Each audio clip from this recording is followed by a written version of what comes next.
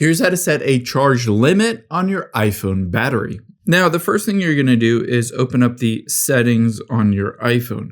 We can set the charge limit anywhere from 80% to 100%, but you need the correct phone to do this.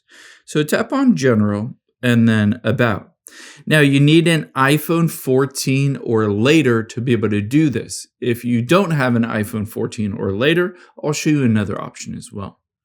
Let's just hit the back button to go back to the very beginning and then tap on battery. From here, you'll be able to see as you scroll down the option for charging. Just tap on that. And here you can see charge limit.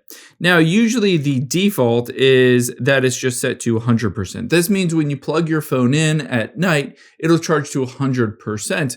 However, this degrades the battery life over the lifetime of the battery. It's better to not charge it to 100%.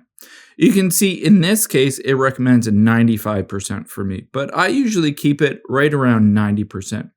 Now, keep in mind, if you don't have that charge limit as an option, you'll instead have optimize battery charging. If you turn this on, it says when this charge limit is set to 100%, essentially your iPhone will only charge to 80%, and then get an idea of when you wake up for the day and charge it that last 20% right before you wake up, so it doesn't stay at 100% for very long.